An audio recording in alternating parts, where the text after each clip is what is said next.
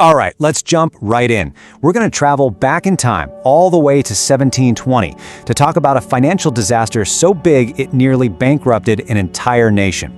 But here's the crazy part. The playbook they used for this scam, yeah, it's still being used, right now, today. You know, one of the most famous people to get completely wiped out by this was, wait for it, Sir Isaac Newton. Yep, the guy who figured out gravity. He lost an absolute fortune, and his famous quote really sums up how everyone saw it at the time. Just a moment of pure, unexplainable collective madness. But what if that's not the whole story? What if madness is just a convenient excuse? What if this wasn't some random market crash? What if it was actually a crime? A carefully planned out heist run by the most powerful people in the country? And that is the heart of what we're digging into here. This thing didn't just happen, it was done. It was a crime, a massive scheme that went all the way to the top of British society.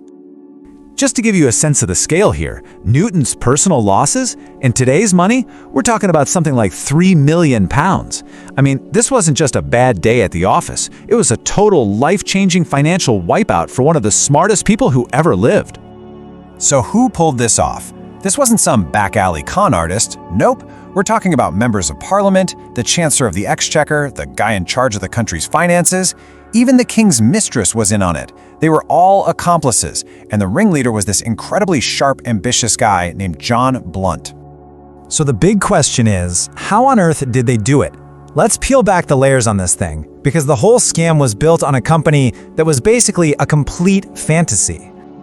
Okay, picture this. It's 1711. Britain is basically broke, drowning in debt from a massive war. And then along comes our guy, John Blunt, with what sounds like a genius idea. He says, let's start a new company, the South Sea Company, and it'll take over all the government's debt. The catch?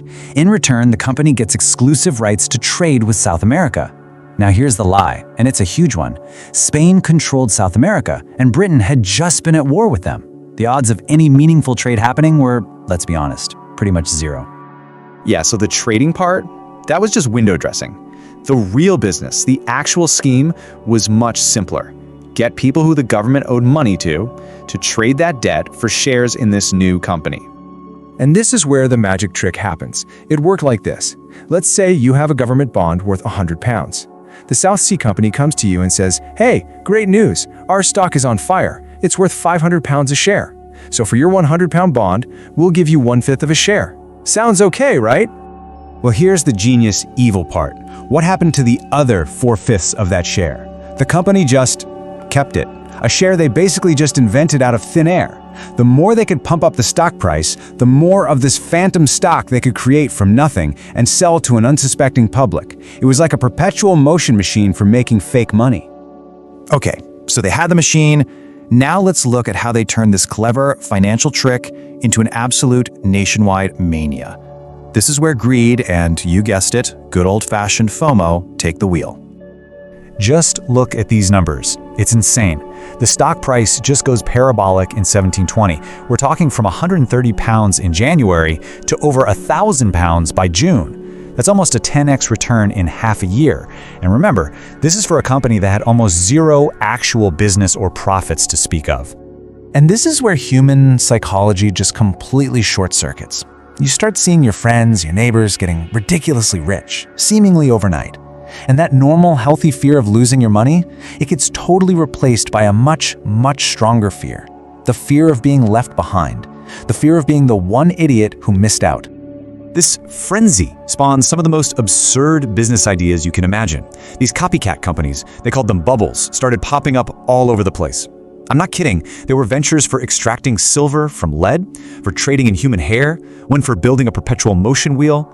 But my all-time favorite has to be the company advertised as being for, and I quote, an undertaking, but nobody to know what it is. The best part? The guy raised a ton of money in the morning and was gone by the afternoon.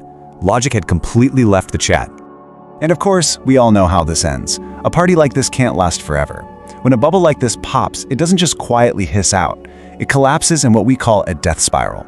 The price starts to fall, people get scared and are forced to sell, which makes the price fall even faster, which forces even more people to sell. You get the idea. It's a vicious cycle downwards. And that is precisely what happened here. The stock hits its peak in August. But then, in September, something completely normal and predictable happens. The bills came due for all the people who bought stock on credit. To pay up, they had to start selling their shares, and that little trickle of selling was all it took to break the spell. The whole thing came crashing down. By the end of the month, the stock was back at £150. Fortunes gone. Just like that. Okay, so that's a wild story from 300 years ago, right? Just a weird historical footnote. But here's the thing that should make you a little uncomfortable. This exact same pattern, it keeps happening over and over again, even today. Let's do a quick lightning round. Theranos, remember them? They were going to change the world with a single drop of blood. Had all the big names backing them, worth billions. The problem? The tech never worked. It was all a lie.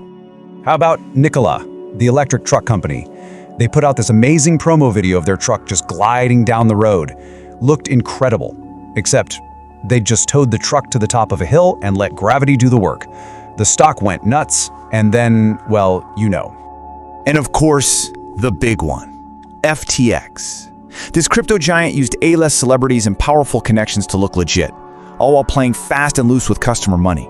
I'm telling you, John Blunt would have looked at that operation and tipped his hat. It's the same playbook. Okay, so this is the most important part. Seeing the pattern is one thing. How do you actually protect yourself from becoming the next Isaac Newton? How do you spot this stuff before it's too late? All right, here are 3 rules to live by. Rule number 1, price is not value. Just because something is expensive doesn't mean it's worth anything. The South Sea stock hit £1,000, but the company was worthless. So always ask, what does this thing actually do? Rule number 2, authority is not trust. Back then, it was politicians and royalty pushing the scam. Today, it's celebrities and influencers. Don't take their word for it, do your own homework. And rule number 3, the crowd is almost always wrong at the very top and very bottom. When every single person you know is freaking out and piling into one thing, that should be your signal to be extremely careful, not to jump in. And it all boils down to this, really. In financial markets, being a skeptic doesn't make you a pessimist. It's not about being negative, it's about survival. It's as simple as that. So, I'm going to leave you with a final thought, because this will happen again. The names will be different, the tech will be brand new and shiny, but the human psychology, that never changes. So when the next can't-miss opportunity comes along, and you see everyone around you getting rich, are you going to remember this story?